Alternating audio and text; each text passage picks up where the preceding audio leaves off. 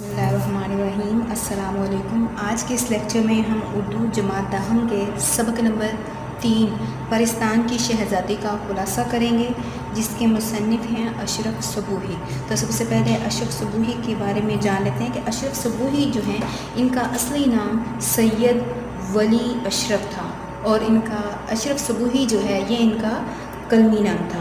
आप जो हैं 1905 में दिल्ली में पैदा हुए और अपनी इब्तदाई तालीम घर से ही हासिल की और 1922 में Anglo Arabic high school Delhi से मैट्रिक का इम्तहान पास किया और मारूफ अदीब शाहिद अहमद दहलवी के जो हैं वो इनके हम जमात थे। तो अशरफ सबूही ने जो है मुख्तलिफ़ महकमों में मुलाजमत इख्तियार की और क़याम पाकिस्तान के बाद जो है लाहौर आ गए और 1965 में मुलाजमत से सबकुदोश हो गए और हमदर्द दवाखाना के शोबा मतबूआत से वाबस्तगी इख्तियार कर ली। उन्होंने 22 अप्रैल 1990 में कराची में वफ़ात पाई। अशरफ सबूही एक साहिब तर्ज अदीब थे। उर्दू ज़ुबान खुसूसन दिल्ली के जो मुख्तलिफ़ तबकों के बोलचाल और मुहावरे या रोज़मर्रा के जो मुहावरे हैं उन पर उनको पूरी गिरफ्त हासिल थी। मतलब इनके जो तसानीफ़ हैं उनमें हमें दिल्ली के जो आम बोल चाल के अल्फाज हैं, मुहावरे हैं, वो हमें जा बजा नज़र आते हैं। मतलब उन दिल्ली की जो सकाफ़त है या उनका बोल चाल है वो हमें इनकी तसानीफ़ में खूब इनकी तहरीरों में नज़र आता है। इन्होंने बच्चों के लिए कहानियों की दर्जन भर किताबें लिखी जो बहुत ज़्यादा मशहूर और मकबूल हुई। तो इनकी अहम तसानीफ़ में दिल्ली की चंद अजीब हस्तियाँ, जिसमें मतलब हमारा जो सबक है परिस्तान की शहज़ादी, ये भी उनकी तसनीफ़ दिल्ली की जो है चंद अजीब हस्तियाँ उसी से लिया गया है। गुबारे कारवां, झरोके, सलमा और बिन बासी देवी शामिल हैं। अशरफ सबूही ने चंद अंग्रेज़ी किताबों का उर्दू तर्जमा भी किया है। मतलब उर्दू तहरीरों के साथ साथ उन्होंने अंग्रेज़ी की चंद किताबों का भी उर्दू में तर्जमा किया है।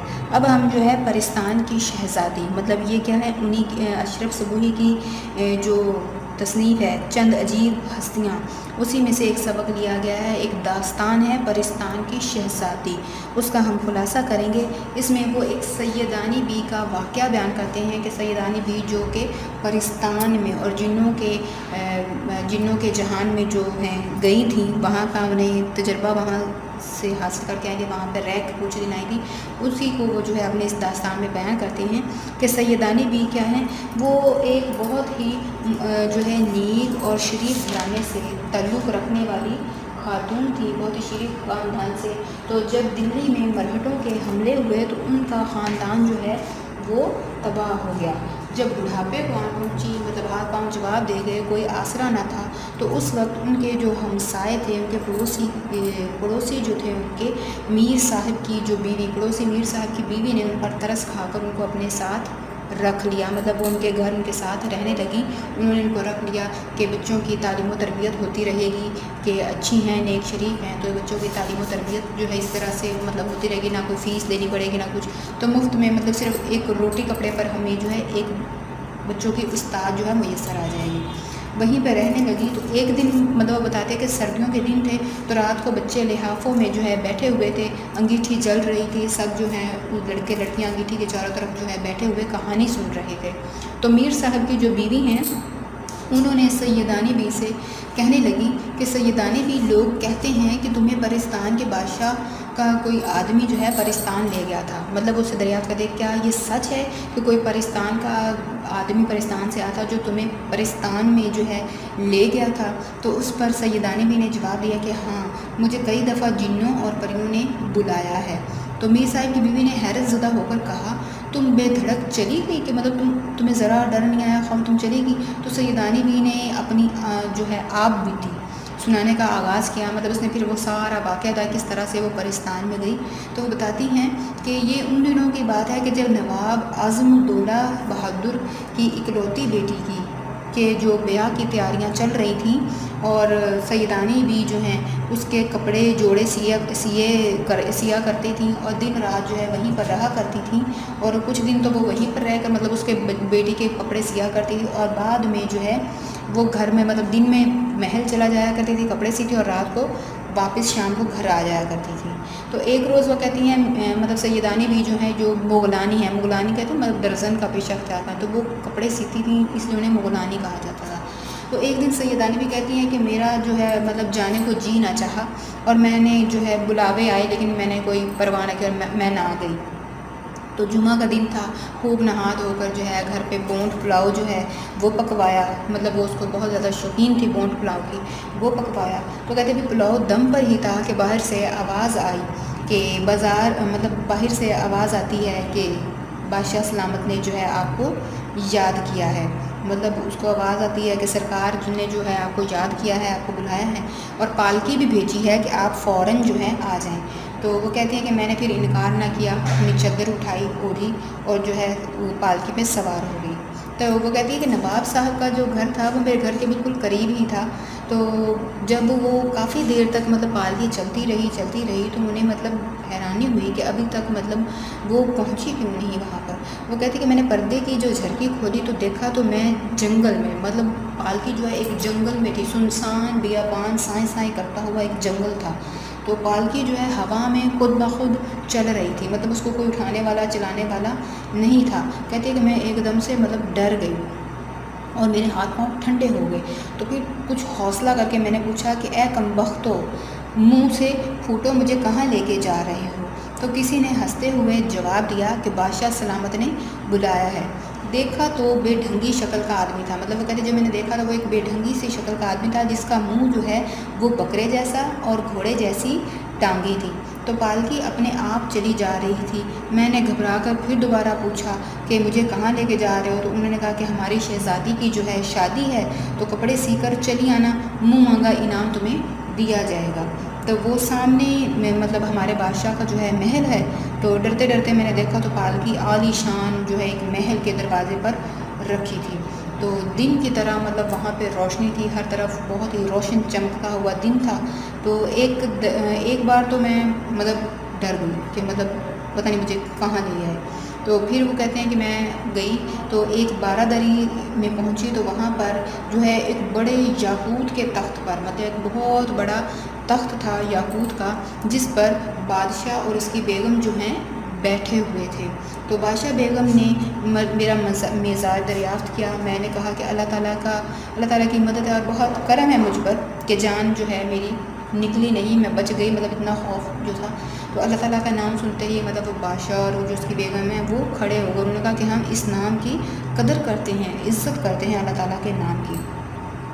تو بادشاہ بیگم نے کہا کہ سیدانی بھی ڈرو نہیں، مطلب وہ اس بکر منہے کا جو بکرے کے منہ والا آدمی اس کو دیکھ کر کافی زیادہ خوف زدہ تھی، ڈری ہوئی تھی۔